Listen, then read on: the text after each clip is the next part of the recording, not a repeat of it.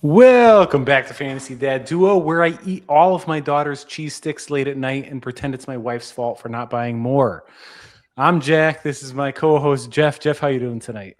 What's going on, guys? Oh my god, that was good. That was good cheese sticks, dude. You can't ever have enough cheese sticks.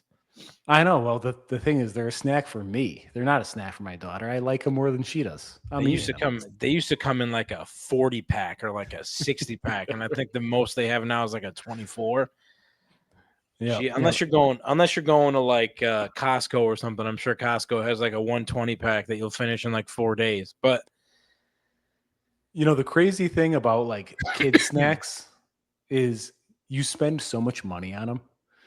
Like dude, I calculated my kids' berry budget. So just berries. My kids eat $110 a month worth of berries. Jesus, just the fact that you calculated that is a lot. Well, I had to know. I had to know. I swear to God, I'm buying like raspberries and blueberries like twice a week. Oh, It's we're out of doing control. twice a week. Every single time one of us is at the store, we're getting blueberries, raspberries, blackberries, strawberries. Anything you can name with berry in the word, it's going there. It's I wild. bet you're up. I bet you're Absolutely. up there with me. I bet Oh, I'm you're sure. yeah. I'm Like sure. If it not, sneaks I'm up on pretty you. damn close. Um, I'll tell you what though. I'll tell you what the berries don't. What they don't help with. They don't help with sleep training, and they don't help with 4 nights in a row of no sleep for anybody in the household. Oh God, you're in the Sleep, trenches. dude, sleep training is no joke. When the doctors say 2 weeks, they are lying. Um, this has been going on for a bit longer than 2 weeks, but I'm sure like it's one of those things where it's topsy turvy for us. We started off trying to do one thing and it didn't feel like it was working, so we jumped to something else. And then being a new parent, you're like, oh my god, I don't think this is working either. But it's only been a couple of days, doesn't have enough time to actually sink in. Then your child starts crying. Man, she's a brute at night. She is, and I mean, to be all honest, if I was to be woken up in the middle of the night like she's woken up in the middle of the night, I think I'd be screaming in my face too. But you know, Yeah, you just got to commit and you can't change, Jeff. You got to pick one and just stick with it because otherwise you start over. yeah, and Wait, that's wait, pretty but much also don't listen to me at all. My son's been waking up 3 times a night for 12 months now. So completely disregard for what I'm saying. I have no idea what the fuck I'm talking about. it's it's dude, it's crazy. It the whole parenthood is just it's amazing. It's it can be hell. I wouldn't even really call it hell because like you wake up to a screaming face, but it's like the face that you adore more than anything. So it's amazing at the same time. I have no complaints. I would stay up every single night of the year for that girl. So I have tons of complaints. I want to sleep. No, it's the best thing ever, but the sleep is rough sometimes. So, that all is right, true. let's get into That is true. episode 13. We're on to a baker's dozen. Stop drafting these fantasy players before it's too late. We're going to talk about mistakes that people are making that will lose you your league. We're going to talk about some wild card drafters, Jeff being one of them. We'll talk about some guys who we think will drop in drafts, and then end with some predictions as always. So let's start it off with draft picks that will lose you your league. I'm going to start in the late first, early second round with Achane. And look, the Dolphins are going to stink. So you are spending a high pick on a guy on a bad team with a quarterback who runs the ball. He's going to run the ball instead of checking it down to Achane with a new head coach, a new coordinator who you have no idea how he's going to run the offense, bunch of rookie wide receivers. And if you draft Devon Achane over Gene Saquon, Omarion, Derrick Henry, Chase Brown, you're just asking to lose your league. So tell me what you think about that, Jeff. I mean, I you kind of hit the nail on the head. I mean, scrambling quarterback, yes. Malik Willis, I'm not down on him. because we still haven't really seen his floor or his ceiling, really. So I can't really say one thing or another. But I mean, like, so we'll say, like, is this going to be a Lamar, Derrick Henry team? Is this going to be a Josh Allen and nope. Is this going to be a Josh Allen and a oh shit? I just forgot his name for a minute. James Cook. Oh my God, James Cook. I got you, brother. Don't worry. I apologize, James Cook. Holy shit. Had a crazy year last year. Shouldn't have forgotten his name. But yeah, is it going to be an Allen Cook? Is it going to be a Lamar Jackson, Derrick Henry team? I mean, you don't really know. They're both young. Here's the deal, though, Jeff. You just named two running backs who do not catch the ball. Josh Allen and Lamar Jackson, they scramble instead of checking that ball down to James Cook and Derrick Henry. And Achane, what he does best is catch the ball. So if you're telling me that look, if they turn out to be Josh Allen and James Cook, I'll eat my words. I'll eat my foot. I'll bite it right off my body. But this offense is going to be bad, and if Achane is catching the ball less, that's most of his fantasy value right out the freaking window. I mean, so for what it's worth, we don't even really know how well Willis can throw yet. So we're kind of in the middle of the shit with that team right now. It's going to be interesting to see where they go. I think it's going to be down. I apologize, Alex, but I think you're kind of asking to suck the dick when your favorite team is the Dolphins. You never really know what's going to happen with that team. And now that team has got everybody on the team that's young, I don't know. I'm not looking up on them, but I don't want to put Achane down because of what he's capable of. But I think he's going to have to change his game a little bit just to get used to exactly what he's got coming to him. He's a great talent, and he's so fast that one play could be an entire week's worth of fantasy value. I mean, yeah, that's true. Teams are just going to focus in on him, though. Just for reference, I have Malik Willis for throwing for 3,200 yards, which kind of sucks. I have Malik Willis rushing for 850 yards, so I have him actually being a fantasy contributor. But I have a bunch of passing volumes split up between Caleb Douglas, Chris Bell, Malik Washington, Tutu Atwell, Greg Dulcich. And the theme between all of those players that I just named is they all catch short area passes. So nobody's really stretching the field. Nobody's opening it up for Achane to break one. Again, I love the talent. I'm not drafting him pretty much anywhere. I was high on him in one league, but I ended up not drafting him because somebody snagged him before me. So it worked out for you. Dynasty league. So, well, he's young and he's talented. So there's a chance he can figure it out in dynasty. Correct. For sure. Correct. All right, let's hear one of yours, Jeff. All right. Out of the four that I have, it wasn't really in any particular order, so I had to choose who I wanted to pick, but everybody knows who I would say anyways. So the guy that I'm going to fucking say that you need to stay away from this year, but everybody is going to take as either the second, third, fourth, or fifth quarterback off the board, which is the way it's seeming, fucking Drake Maye. Stay away, blare the red lights, get him out of there. Don't put any money on him. Everybody thinks he's going to be a fucking MVP candidate. He's going early. He's a young man. He could play the game of football, but so could fucking Vinny Testaverde, and he didn't really add up to much when he got to the NFL. I'm questioning why. All right, so I'll start off like this. I said this before when we were talking about him. You made the Super Bowl last year. Great job. Good for you. You shouldn't even have made it out of the playoffs. That first round of the playoffs should have been where you stopped. Your entire season was like a doo-doo map. They didn't really play any teams that were on the top of the board. They played a couple. They also had a couple of losses. They made it to the Super Bowl off of Kid broke his leg. Like he broke his ankle. He ruined his season by celebrating just a little bit too hard. It's not sue him. He's a great fucking football player. He's a young guy. He broke his leg, broke his ankle, whatever it was. If he had been in there, there could have been a huge change into what happened to those Patriots. I think most people agree if Bo Nix plays, Broncos win that game. I mean, but aside from that, I also said this before.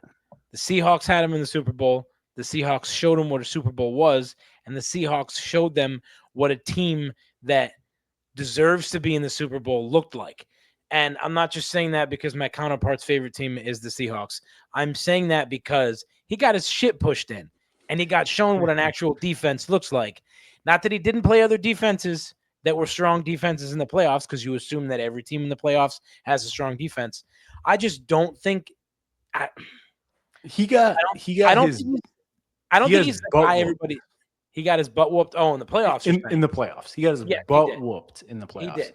I don't think he's going to add out to be the guy that everybody thinks he's going to be. I don't think he's going to add up to being the guy that deserves to be the second, third, fourth, or fifth fucking quarterback off the board. I don't think he's the guy that's going to be everyone's favorite fantasy football quarterback every single fucking week. And I'm not talking about a good NFL football quarterback. I'm talking about a good fantasy quarterback. I don't think he's going to come in as strong as he did last year. And I mean, could he show signs of being who he was last year and being a quarterback that deserves a look? Yes, he could. But I don't think it's going to be early enough in the season to where you want to draft him that high. Okay, let's do a little exercise, Jeff. Oh, God. Here we go. And I want quick answers from you, okay? Okay, continue. I'm going to give you a name in fantasy. Okay. And you're going to tell me if you will draft your bust, Drake Maye, or the quarterback that I name. Are you ready? I want quick answers. Yeah, go. Josh Allen. Your quarterback. Joe Burrow. Your quarterback. Caleb Williams. Your quarterback. Trevor Lawrence. Oh, dude. Trevor Lawrence, hands down. Jalen Hurts. Oh, motherfucker.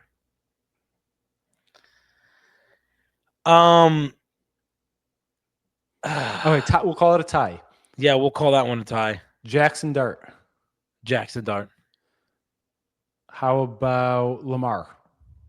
Oh, yeah, Lamar. Matt Stafford, the GOAT.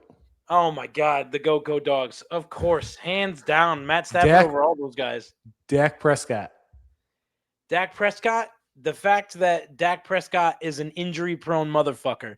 He's a great fantasy quarterback, and he'll get injured and still throw over 4,000 yards in the season. So, Dak Prescott. Jared Goff.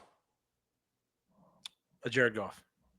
So you have over the bust Drake Maye, Josh Allen, Joe Burrow, Caleb Williams, Trevor Lawrence, Jackson Dart, Lamar Jackson, Justin Herbert? Dak Prescott, Jared Goff, Justin Herbert over him too. Matt Stafford, Justin Herbert.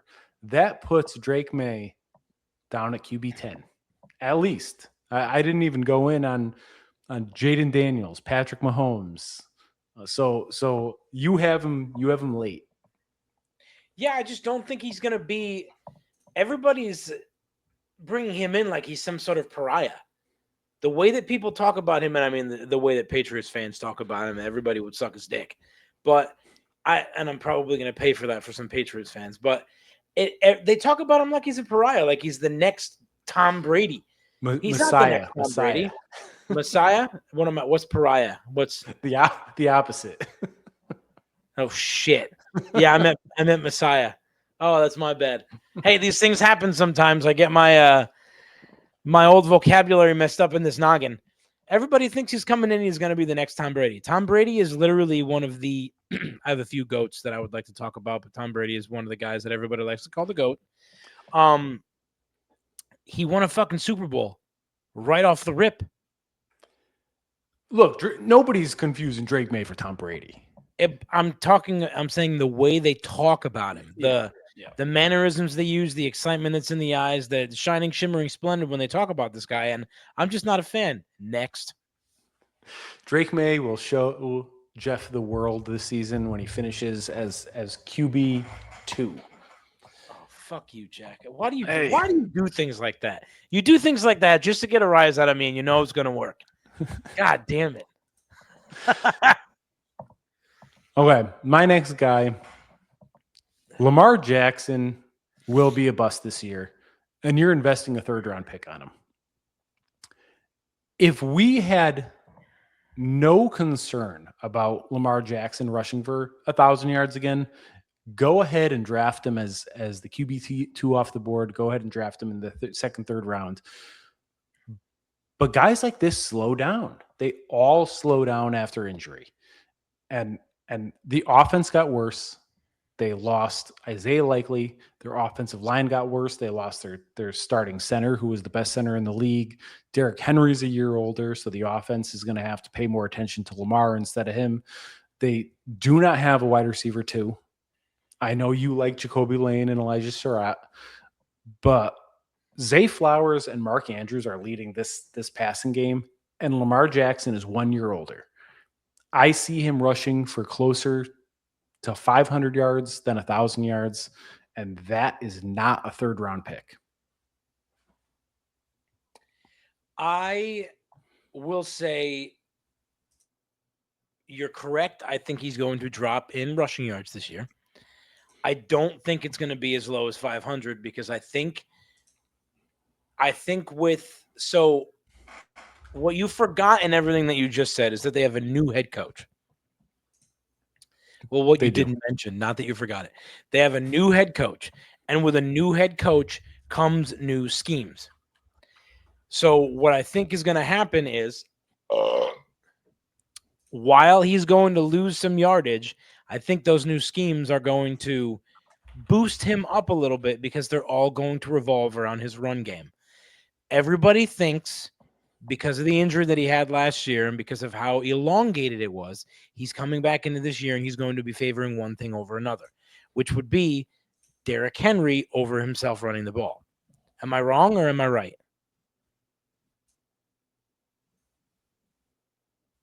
Are you going to tell me if I'm wrong or right? Yeah, I agree with some of what you've said. I think the head coach, offensive coordinator is a big unknown. Am I freezing? I'm freezing, aren't I? Yeah, you were freezing a little bit. At the very beginning, I got confused. I was like, wait, is he just looking at me? I think it's a big unknown. I like Jesse Minter, but he's a defensive mind, so I don't know what he's bringing to the table. A lot of defensive minds like running the ball more. And then Declan Doyle is another big unknown. And one thing I do like about him for fantasy is he runs a lot of plays. I mean, or at least he's known to run a lot of plays. So maybe Lamar's passing volume goes up, but again, who is he throwing to, Jeff? Who is he throwing to? I mean, that's like you said, Jacoby Lane is one of the guys that I'm high on this year, but I mean, I don't know. Is it going to be a season where he throws over 4,000 and runs for 800? I don't know. I'm not going to put those kind of numbers on him. So if I was to put, I almost said if I was to put a face to a name, if I was to put some numbers on paper, I think what I'd probably say would be Lamar is going to throw for 3,500 plus, which really is nothing to write home about. But I think he's going to run 800 to 1,000. I would not be surprised if he gets over 1,000 again, but I think we're probably looking closer to the 800 range because of last year's injury. And like we said, new coach coming in, different kind of mind, new schemes going in the book. We'll see what happens, but I think we could probably assume it's going to be 3,500 plus for passing yards and 800 to 1,000 for rushing yards. Rushing touchdowns, I'll still give him like 8 or 9. I'll put him up there on those. So gotta give him some sort of fantasy point proof there. Apologize to your brother-in-law for me. I have him for 3,500 passing yards, 24 touchdowns, 500 yards rushing, and 3 rushing touchdowns. So I do not have him being a high-end fantasy contributor. Which brother-in-law am I apologizing to, by the way? Your sister's husband. Come on. He's a Giants fan. Why did he say Lamar's his guy then? I thought he was a Ravens fan. No. He picked him in fantasy. That's why. Oh, that motherfucker. He's feeling bad for bashing him. And he's a Giants fan. The dynasty league that I started, the new one this year that we did the draft for a month or two ago. He was one of his, I think he was like the third quarterback off the board, and he was the one that snagged him. Oh, that's fucking funny. He's a Giants fan. Oh, okay. Well, all right. You could go. He could go fuck himself. All right. Oh, that's great. He watches this too. I can't wait to hear his fucking reaction. That's gonna be great. He will regret drafting Lamar then, because be prepared for a QB10 season. Oh Jesus, that's a big drop. But all right, next I'm gonna throw Christian McCaffrey under the bus on this one. I think Christian McCaffrey is one of those guys that has a great year, and then he has a very bad year in being, get ready for some injuries, boys, because coming off the season he just had, chances are with the load that he got last year, if they try to give him the same one this year, he's probably going to get hurt. And I'm not saying that because I wish anything bad towards him. I think he's a great running back. I think he still has great running back statistics within him. But I do think guys that are injury prone, when they have a big year like they had and they stay healthy all year long, they're coming back a little tattered. And he's going to be a little tired out of the gate because of what he did last year. And he just had a kid. Did he not just have a kid? I actually don't know. So what I'll start it off with, though, is look up the latest Christian McCaffrey workout videos. They are bizarre. Does he look good? No. Well, maybe. I don't know. It's the weirdest thing ever. It's like LSD yoga. It's the weirdest thing you've ever seen. He's like LSD yoga. He's been hanging out with Aaron Rodgers too much. Basically, he's like moving his feet around cones. He's like praying. It's crazy. So here's my thing about CMC. Yeah, so his daughter is a year old yesterday, July 13th, 2025. So he is relatively a new dad. Same age as my son. That's awesome. Good for him. I hope he does great. Welcome guest on Fantasy Dad Duo. We'll make it Fantasy Dad Trio. We'll invite CMC. You come on anytime. 100%.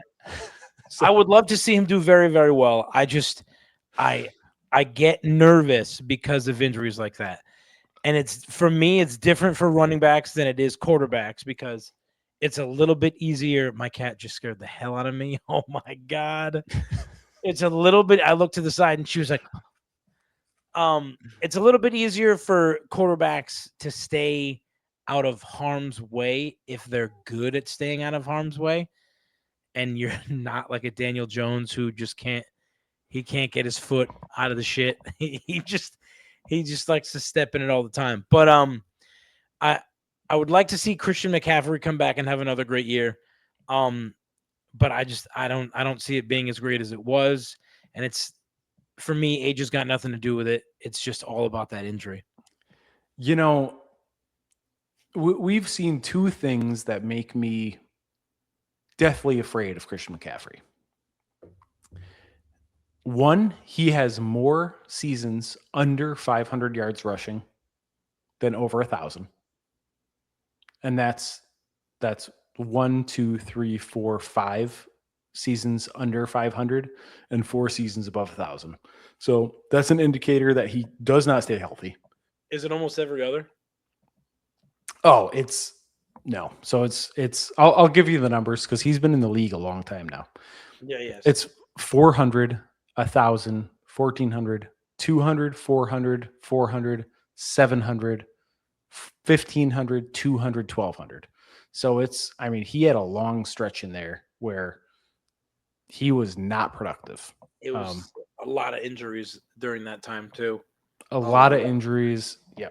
So he gets banged up and that's natural, but maybe he figured it out. Maybe he stays healthy. The other thing that makes me nervous is his efficiency plummeted. he averaged 3.9 yards a carry. He was last in the league with big play percentage. So he had almost no long runs all season. And that's just an indicator he's getting older. Is he still a great player? Absolutely. But does he come with like massive risk? Yeah, no doubt. And he's still probably going to go in the first round, which isn't a bad thing because his ceiling is very high, but his floor is what you just read off. It's low. It's low. He really can lose you your league. He really can. And he's been a league winner plenty of times. Yeah, but we hold grudges. We hold grudges, baby. I'm not taking him off a 450 carry season or 450 touch season. I'm not doing it. No, me neither. It's too dangerous. Next, what do we got? So I hate talking shit about former Seahawks. I hate talking shit about former Finals MVPs or Super Bowl MVPs. Ken Walker, he's going off the board as RB10. And here are his fantasy finishes year by year: 22, 28, 19, 16. He's never done it for a full season. He's never had more than 300 yards receiving. He's never had more than 230 carries. He's just never seen a workload to make him a true RB1. And how are you drafting him as an RB1? Oh, because he's on the Chiefs. You think the Chiefs are indestructible? Come on. That was proven wrong last year. It's been proven wrong multiple times. Clyde Edwards-Helaire proved that true. Hey, he went high in our league one year too. So, yeah, what are you trying to bust my balls? I'm just saying. I think I drafted him in the first round. We gotta stay safe in the first round, Jack. Make the smart pick in the first round. I am a victim of my own mentality. Dude, 100%. When you push, you gotta push. You know what I'm saying? I agree on the Kenneth Walker. I think I hate to say it, and I hate using this word all the time. Injury. He's been a victim, and I mean, like you say that now, and now we'll talk about Cam Scadaboo, and I'll say how he'll overcome any injury possible, and that's partially because he reinvigorated my faith within the Giants. But and that means a lot to a Giants fan. But just in general, I think Kenneth Walker getting traded to the Chiefs, I think it's going to be a little bit of a drop-off for him because I think he's about to find out what it's like to be on a team where the quarterback is the main guy. And it's not a new quarterback to this team. It's the quarterback that this team has put literally their entire everything in, all of the money they have, all of the advertising they have, anything that has to do with the Kansas City Chiefs is going all into Pat Mahomes. And rightfully so, because he's doing it for him when he's out there. So that's great for him, but he's going to take away from Kenneth Walker on some things. And I think Kenneth Walker it's going to take a little bit of getting used to.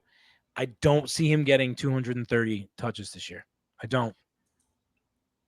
I agree with it. And another great point on that, like not seeing 230 touches, is he's his best when he doesn't see 230 touches. Like he's electric, he's explosive. And give him less touches, let him stay fresh. Like the Seahawks proved it worked. They kept him fresh all year with Did you just find the silver lining in what I just said? Well, I love him, fucking Jeff. didn't you? I love Kenneth Walker.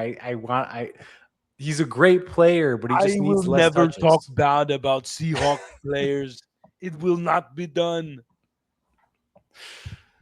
Sam Darnold for MVP, baby. So, anyways, that's my knock to Kenneth Walker. That's a hot take. That's a hot take. I don't mean it. I don't mean it. All right, give me your All next right. guy. Next on my list, I'll put, and I hate to do this because my wife's a Steelers fan.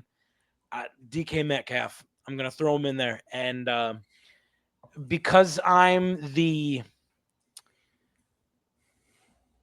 idiot wannabe savant that I am, I will say this. There is a man in football that I always forget about. And for some reason, it's every single season we go into the draft and I'm like, oh man, there's no good wide receivers on the Colts. Why would I ever want him? And now I'm like, wait, who's the backup behind, or who's the wide receiver 2 behind DK Metcalf? There's nobody there. I can't really think about, oh wait, there's a Michael Pittman there. Guess what? DK Metcalf is going to lose a couple targets this year. And I'm talking per game targets. I give him 3 to 4 targets lost per game, probably 2 to 3 on a good day. How dare you talk negative about a former Seahawk? God, this is going to continue on through the whole fucking thing. That man has abs that you just cannot understand. The guy jumps so fucking high. Sometimes I think he could touch the top of a fucking field goal post. I mean, it boggles my mind. He's like Spud Webb, except way taller. It worries me that Aaron Rodgers is now going to have 2 toys out there that he can throw to, and they will both almost immediately catch and end up wherever that ball is going to be. I just, the 2 of them are very highly skilled, but with Michael Pittman coming in, it's going to take some off of DK Metcalf. The defenses are going to be, I mean, DK Metcalf is DK Metcalf. When you're going up against a team, the defense, as the Steelers are playing anybody, put anybody on that board against the Steelers, they're going to look at DK Metcalf and be like, we got to find a way to shut him down. And they're going to forget about Pittman a little bit. But when they forget about Pittman at the beginning, he's going to be where the ball goes. So there's going to be a couple of targets lost per game, specifically because of the talent that Michael Pittman is bringing to the Pittsburgh Steelers and Aaron Rodgers, their starting quarterback. I have Pittman out catching DK Metcalf by 20, which is sizable. 20 catches? 20 catches. So I have Pittman for 99. I have Metcalf for 79. My biggest problem with DK Metcalf is Aaron Rodgers just doesn't throw deep anymore. You know, he's 40 plus years old. He doesn't like taking hits. He checks down. You know, Kenny Gainwell led that team in receiving last year, right? Not DK Metcalf, Kenny Gainwell. So, Wait, what? Yeah. That's a true stat? That's a true stat. What the fuck? Aaron Rodgers just doesn't want to get hit. As soon as he feels pressure, he checks down. Get rid of him. Get him out of there. It's time. It's time for good old A-Rod to retire, to ride off into the sunset. You know, with his tea leaves. He's with his get him ayahuasca, out of there. with his darkness. If everybody drank kombucha, we'd all be healthy all the time. Get him out of there. Get him out of there. Get him out of there. My next pick. Sorry, Jay. I'm dragging you into each episode. Me or Jeff is just talking shit. We can't help ourselves. Oh, I'm gonna talk some shit right after this one for my last pick too. Don't you worry. I'm picking Breece and Garrett Wilson. I'm just basically picking the Jets. You're picking wait. You're picking both? I'm picking both. I'm gonna disagree with you, but say what you have to say. All right. Both players are great. Look, if Breece Hall was on the Chiefs instead of Kenneth Walker, I would be drafting him as a top 5 running back, but he's not. He's on the Jets with Geno Smith, with he who must not be named. And here's the thing. Even if they exceed our expectations, Jeff, Breece Hall and Garrett Wilson are almost definitely going to be shut down by the end of the season. They are trying to lose. They want one of these 2027 high-end quarterbacks in the draft. They want to replace Geno Smith. They want a real play caller under center. And unfortunately, Breece Hall and Garrett Wilson are going to be a victim of that. So even if they start hot, even if they play well, I don't think they're going to be there for your fantasy playoffs. So if you draft Breece Hall or Garrett Wilson, you're trying to lose your fantasy league. I'm hearing some talks about Braylon Allen getting more touches this year. They talked about that last year. They talk about it every fucking week of every fucking year since Braylon Allen has been in the league. And they're doing it again this year because that's what we do. I do the new tight end that they picked up in the first round there. Kenyon Sadiq. Hot commodity. He's going to be very good. If Hume was not be named, decides to fucking throw the ball instead of trying to fucking move around in the backfield, everything he does pisses me off. I'm just gonna say I picked up Garrett Wilson. I think I might have reached on him a round or two in the dynasty league that I just snagged. He's still young. He's a great fucking quarterback. He's a good fantasy quarterback, wide receiver. Garrett Wilson, the quarterback. Jesus Christ. Better than Geno. Let's be way honest. Better than Hume. Must not been him. Way better. So Garrett Wilson, wide receiver. He's a great NFL wide receiver. I think he's very good for what he does. He's a good fantasy wide receiver. The numbers that he puts up, he'll be your wide receiver too on your fantasy squad. I think he's a solid choice for that. I like him a lot. I like his gameplay. I like what he can do. I like his vertical, everything about what he does for the game of football. Sign me up. I'm a Garrett Wilson fan all the way. I do not see him having the year that everybody has been wanting him to have his entire career this year. I brought up Vinny Testaverde earlier. I think if Vinny Testaverde was their starting quarterback, he would get more reception yards with Vinny Testaverde. It makes me so mad because we're pitting this entire fucking team.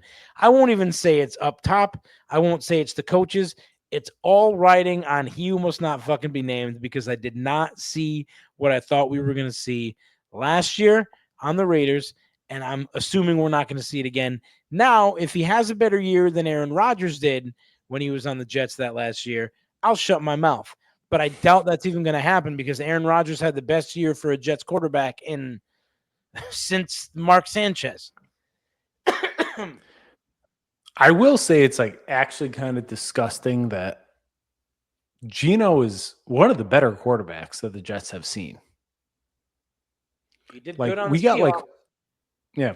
I mean, we've got like 40-year-old Aaron Rodgers. We've got Mike White. We've got what was his name? Strevler. So we've got some real bad quarterbacks for the Jets. So there's a possibility that Garrett Wilson puts up another 1,000-yard season, but that's about what you're going to get. I mean, 1,000 yards and 3 touchdowns. We'll see. All right, let's move on to your next guy.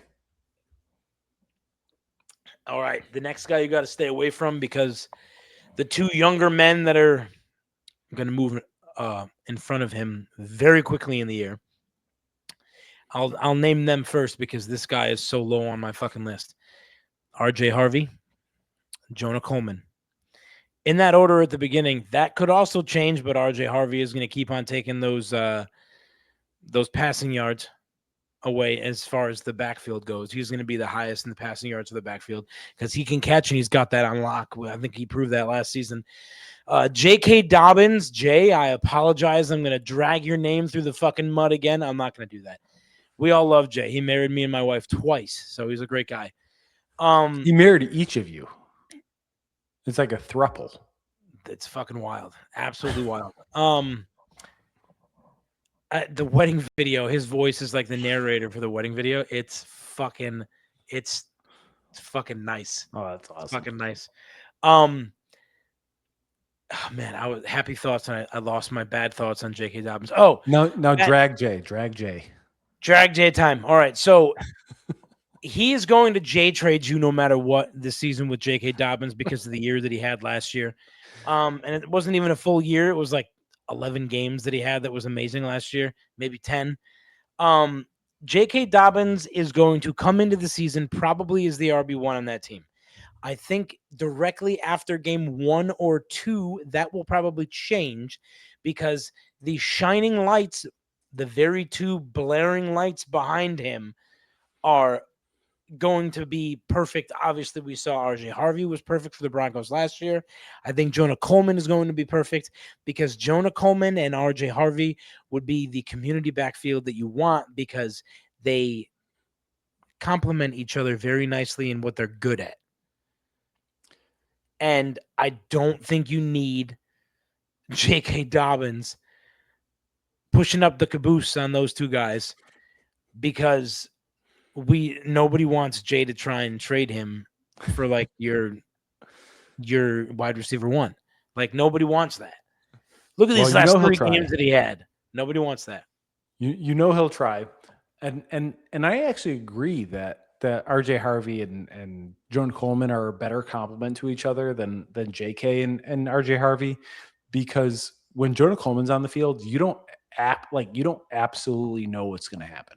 Like when J.K. Dobbins is on the field, he can't really pass block. He can't really catch the ball. So you know it's a run. When Jonah Coleman's on the field, he's decent at both of those. So while R.J. Harvey's the better receiving back, you could still throw it to Jonah Coleman. So it gives like a out of the layer guys of that we've disguise. talked about, out of the rookies coming in that we've talked about, one of our favorite rookie sensations is Jonah Coleman. Both you and I, we both love Jonah Coleman. Him coming in this year, we would both like to see him do very well, and he's going to do very well if his stylistic talent doesn't precede him. If he hangs onto it tightly and he shows what he can fucking do, I think he's going to do very good for them. He might not get over 1,000 yards. He might not get over 700 rushing yards. But if he does 500 and 500, damn, baby, that's still good in my book for a rookie season. There's a real chance that he takes J.K. Dobbins' job. There's a real chance. All right. Let's move on to the next segment, guys who we think will drop in drafts. Now, this could be for any reason. This could be for good reasons for us to draft value. This could be for bad reasons where even if they drop, we're staying away. Most of my guys are for good reasons. They drop in drafts because people see them as a little boring, but I still like to take them because I know what I'm going to get.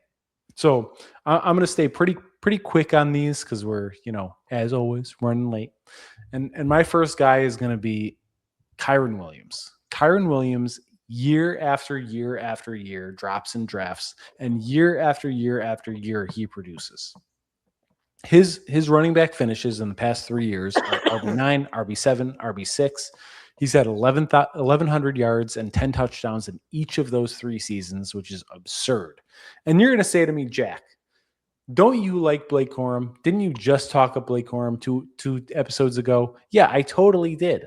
But Kyren Williams is going in like the 5th round this year. So you're telling me I could get a guy who even if he loses 50, 60, 70 touches, that's going to finish as 950 yards and 8 touchdowns. That's a low-end RB1. So I'll take Kyren Williams because he's dropping in drafts, and I see him go later and later and later. I could see 5th or 6th round. I'm not on the Corum train, so I'm not going to even use him as a reason as to why he would drop in the draft. I'm just going to stick to the whole fact that every year, you're right, every year he drops about a round by round, more or less round by round. He drops like a round a year in a way. I could see him going 5th or 6th round this year because he gets forgotten about. Everybody looks at the fucking Rams and they think, man, Blake Corum is going to fucking do big things this year. We still got Matt Stafford. We're going to the bowl. This is the 3rd year people have been worrying about Blake Corum. This is the 3rd year people, and I am worried about him. Don't get me wrong, but he's not going to take 70% of the snaps. No chance. He might take 50. He might take 45%. So what maybe. Do you think? What do you think in touches for both? Let me. That'll be the last question I ask as far as Kyren Williams goes. So I have. Let me take a peek. I have Blake Corum for 176, which is a lot. Yep. and I have Kyron Williams for 245 because this is going to be such a good offense that they're going to run the hell out of the ball. Damn. All right. Well, that's a run. That's a run first offense if I've seen one. Yeah, there's not much else you can say about that. That's over 400 touches total. No. Yeah. Yeah. Oh, yeah. Yeah. But between the two of them, I have 2,000 yards rushing. Holy fuck, Jack. Yep. That'll be entertaining. All right. My first. The guy that's hurt right now, we don't even know if he's coming back this year. Malik Neighbors. He's dropping. I can't even put a number as to what round I think he's going to drop to, because from where the number would be now to where the number would be when draft season really starts to get in full throttle, it's going to be fucking different. It's going to be way fucking different, because the rumors that are going on now are either going to add up because there's no information coming out, or the rumors that are going on now are going to add up because the information that will come out is going to say something different. And I don't see it being something good. I hope. Clearly, I hope it's something good. But that softball game is really not, it's not making me feel good about it. Seeing that tape of him playing that celebrity softball game, I'm just not. That's how I feel about it. Let me ask you this. If he were completely 100% healthy, where would you take him? Would you take him above? We'll skip the top few. We'll skip Chase, Nakua, and Jigba, St. Brown, CeeDee Lamb. If he were 100% healthy, I'd probably take him 5th to 10th pick in the first round. Would you take him above Drake London? Yes. And CeeDee Lamb?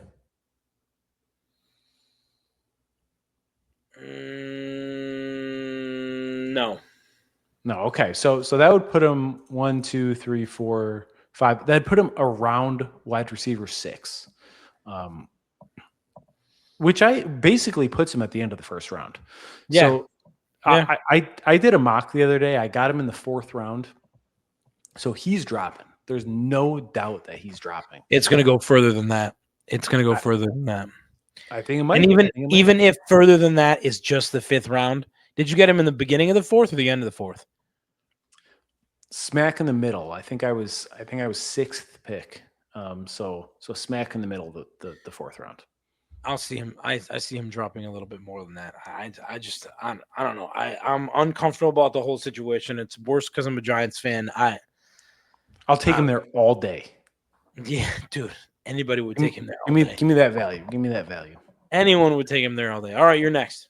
All right. My next one, I'm going to group 2 guys together, and I'm going to group together Jared Goff and Dak Prescott. Jared Goff has thrown for 4,400 yards and 29 touchdowns in 4 straight years. And Dak Prescott, when he plays 16-plus games, so a little bit of the injury bug, he's averaged 4,600 yards passing and 33 touchdowns since 2019. So these are 2 top-tier fantasy producers in great offenses, in great ecosystems, and they're going as like QB 11 and 12. So, and you know what? You could even add Matt Stafford to this. Am I stealing one of yours? I don't care. No. You could even add Matt Stafford to this because I think he's QB 10. So I think it literally goes like Stafford, Goff, Prescott. And it's like, these are 3 guys who I would be shocked if they're not top 6 quarterbacks, top 7 quarterbacks, because they do it every freaking year. So value. They're dropping because they're old and boring. Boring, air quotes. They just continuously do good. Oh, no. They don't run for 800 yards? Oh, no. No, they're going to throw for These for guys will 5, always throw. They're always going to throw for pretty much over 30 touchdowns. Oh, God. Oh, God. Oh, no. 30 touchdowns and 5,000 yards. How could I ever draft these guys? Yeah. Like this is why I'm passing on on the young, exciting guys because I could get one of these guys super late. Yeah, I agree with you. I'm right there with you on all three of those guys. They're gonna drop because they're getting old and, like you said, boring. But I think hey man, value. Value, baby. You're speaking my language now, Jeff. My number 2 guy. There's not much to say about it. A lot of people love him. I'd probably still pick him. I still have him in Dynasty. I'm not gonna fucking let go of him. George Kittle. He is going to drop. I think unless we see him dominating in OT in training camp, he's going late. Yeah, I think he's injured right now too. Is he not? Isn't he injured? Yeah, he's coming off a big injury. But there's mixed news coming out. They're saying he's practicing, but we'll see if he's ready. We'll see if he starts on the pup. That's really all I have to say. He was injured last year. Elite talent. He's coming back a hot commodity for the rumors. If he's going to come back strong, probably, but he's still going to drop. And I'm not going to say it could be a big one because you never know with this guy. People love him and they take him early. So let's roll right into your next pick, and that's Kyler Murray. Oh my God. He went to the Vikings. Done deal. Yeah, it's a great offensive ecosystem. He runs the hell out of the ball. There's questions about him, but he's basically free. Yeah, he's going to drop. All right. We're going to roll right into your next one again, Jeff. Talk to me about DJ Moore. DJ Moore, new team. Again, another guy, new team. He showed signs last year of himself, but it wasn't a lot. And it didn't happen often. It was far and few between. I don't like guys that have a far and few between of good games season that get traded that are expecting to have another change in their gameplay when you're going to a team with a quarterback that's going to run the shit out of the ball and a running back that's going to run the shit out of the ball. If the Bills could run the ball every single play, I think they would. I think they would too. I really do think they would. They're a team that is run, 50-yard pass. Run, 40-yard pass. I mean, it seems like the last 3 or 4 seasons, that's the way that they've been. I don't see them really changing much. DJ Moore is in a good spot if it does change. I'm not high on it. And then my last pick, I'll throw them out there right now. I'm going to do 2 at the same time. Isaiah Likely and David Njoku. The Chief, baby, the Chieftain. I think he's going to drop, and I got into an argument with our buddy Sean about this the other day. He's going to drop because he's on a new team, and there's another young guy on this new team that is in the same position that Harold Fannin was last year with him on the Browns. Gadsden kind of came out of nowhere last year. Big time. I think people thought he was going to be an NFL player. Nobody saw him becoming an NFL star. And he became a star fantasy-wise by the end of the year last year. By game 8, 9. It's funky because Arondé Gadsden had like a 4-week stretch where he was tight end 1. Literally tight end 1. And then he got hurt and vanished. So he's like this total mystery box of what we're gonna get. And is he a tight end 1? Does he just blow Njoku's socks off the way Fannin did? Maybe. I'd like to see Njoku come back and have a good year. I hope he does. Njoku, if you ever want to come on the podcast, you're always fucking welcome. We would love to talk to you. You're amazing. I would love to see him come back and have a great year. He was football player wise, he did very well last year. Did great on the field. He was a plus for the Browns. Fantasy wise, he dropped off a lot. This year, like you said, the other guy's really up in the air. He's a mystery.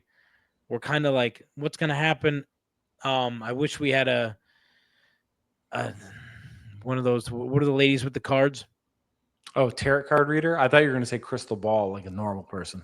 Oh man, no, I'm going tarot card reader. I wish we had a tarot card reader that could tell us with 100% validity as to what's going to go on, but we don't get those. Isaiah Likely, new team. He's got Theo next to him as well. Not that Theo would take much from him. Jackson Dart proved last year that he does like throwing to Theo, so we'll see what happens there. But Isaiah Likely, new team, 2 tight ends that are worth throwing to. He could drop a little bit, but I think he's more so going to drop because I just the new team scenario for him doesn't feel right for me. He still has Harbaugh as his head coach, but it just doesn't feel right to me because he's coming somewhere where there's already solidified like comfortability between the quarterback and his receivers. And like I said, Jackson Dart proved last year that he enjoyed throwing at Theo.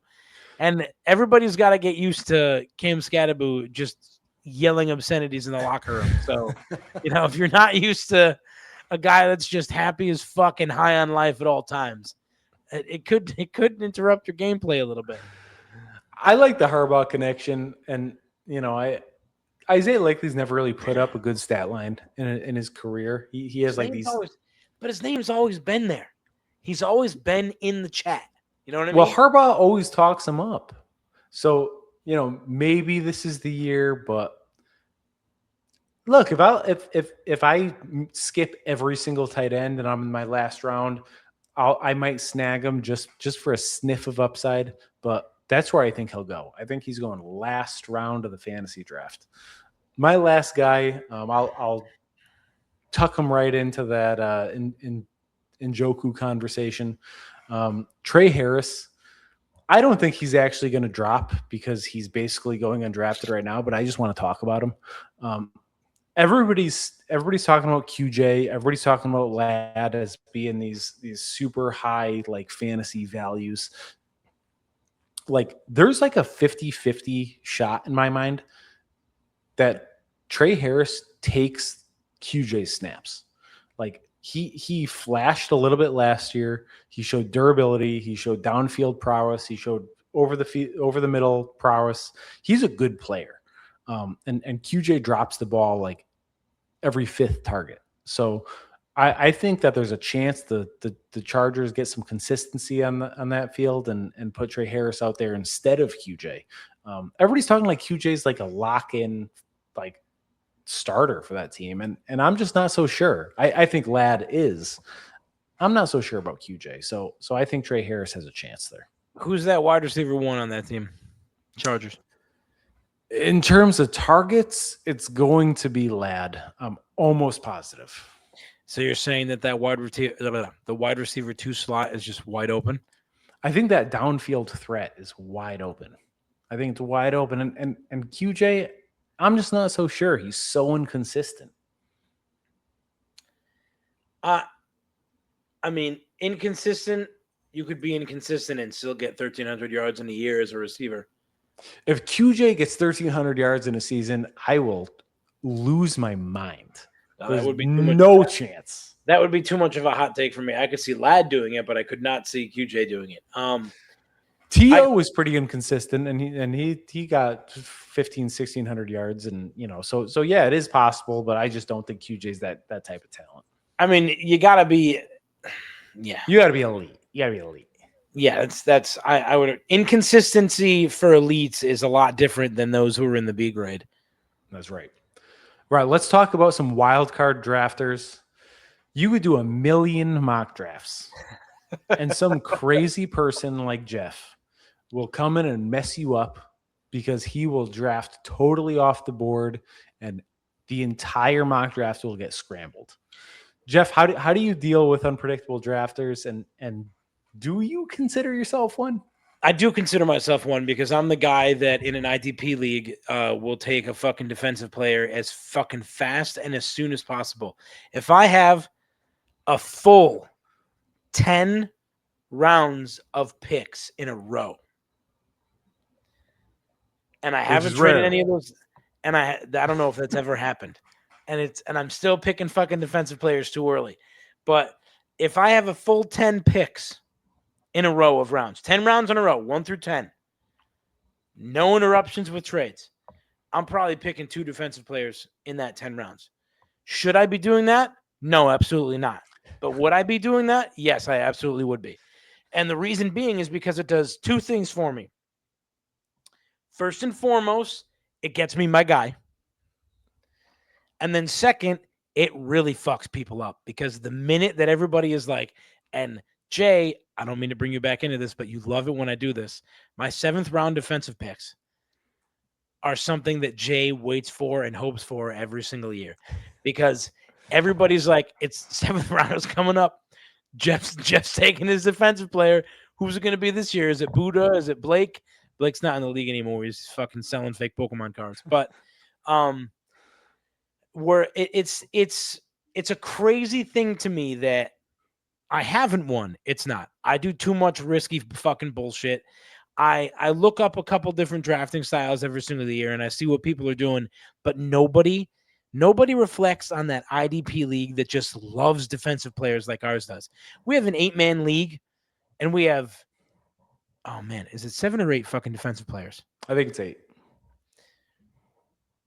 That's a fucking shitload of defensive players that are on the fucking field every single fucking week. It's crazy. It's so much fun. Everybody should do it. Make every league like this. You'll love it or you'll hate it. Some people don't like it. I'll say this. Me as a wild card drafter, you'll think that I'm going to take one of my guys because they're my guy, but I won't take them in the round that you think I'm going to take them in because usually after the 3rd round, everything is fucking open for Jeffy boy. And I will take them early and reach for them too far of a reach just so that I can take somebody else that is even more of a fucking wild card draft pick that round. And it'll screw you up even more. Now, the guys in our league are very much used to the way that I draft because it's usually the same thing year in and year out. So I think if I were to change my wild card drafting in that league this year, it would be to stay a little bit more safe, calm and collected, and not go off the fucking rails because Gus the Bus is no longer a fucking fantasy target.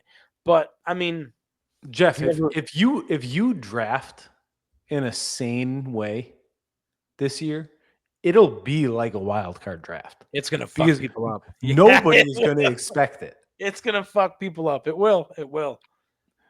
Like one thing I actually kind of like about wild card drafters is I almost stick to my rankings no matter what happens.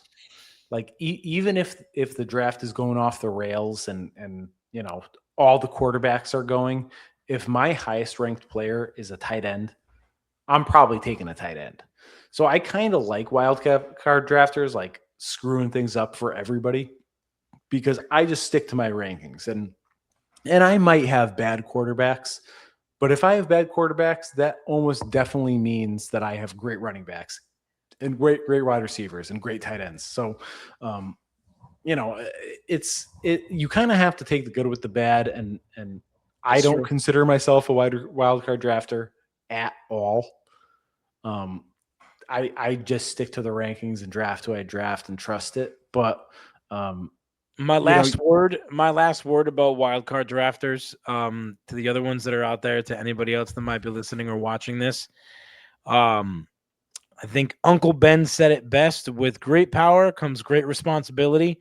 And I'll tell you what, us wild card drafters, that could be a lot of power, and it's even more responsibility because if your boys are expecting you to do it, it could be a wild card to not do it. So fuck them up and do whatever you guys can.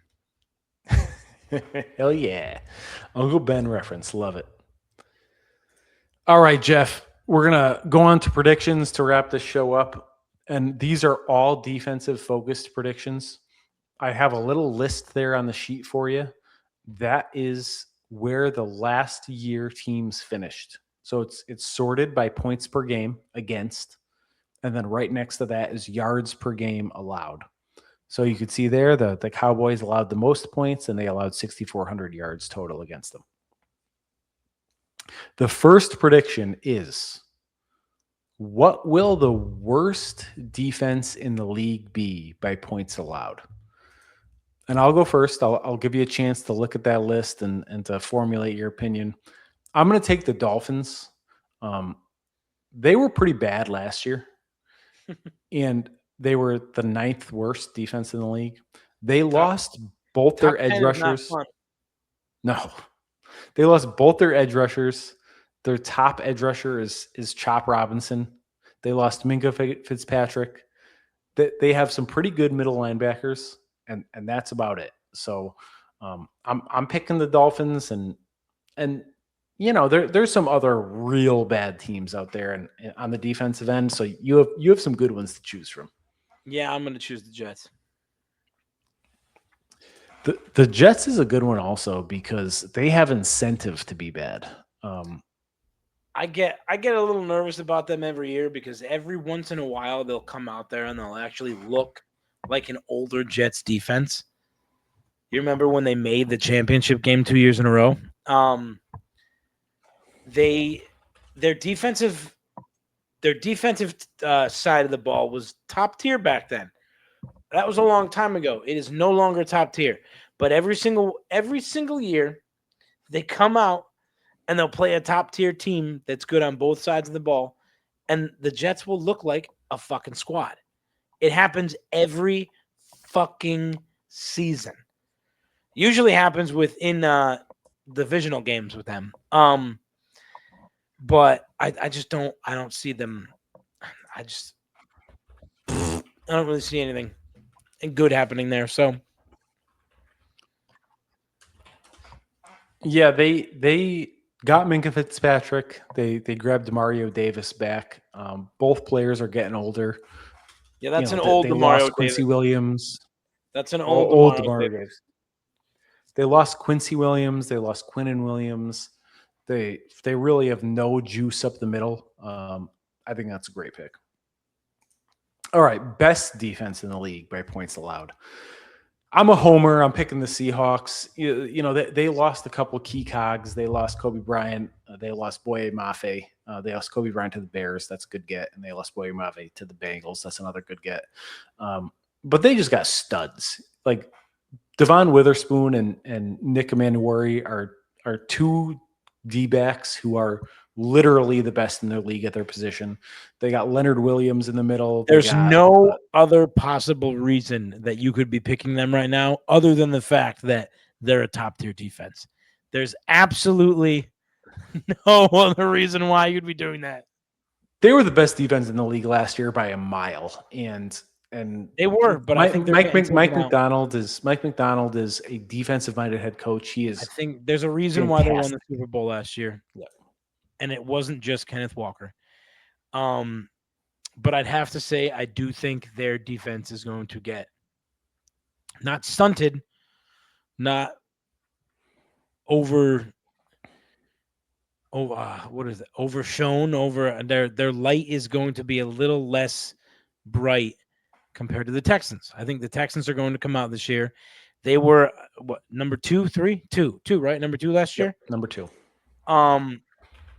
It's not just because I have them in a dynasty league. It's specifically because I think their team is going to show what they showed last year, but they're going to go a little bit further. And to go a little bit further, you need to have that top-tier defense. And the number 2 defense they had last year, I think, is going to bounce to number 1, and it's going to take them a little bit further this year. Yeah, the Texans have by far the best edge rushing duo in the league. Will Anderson and Danielle Hunter are elite.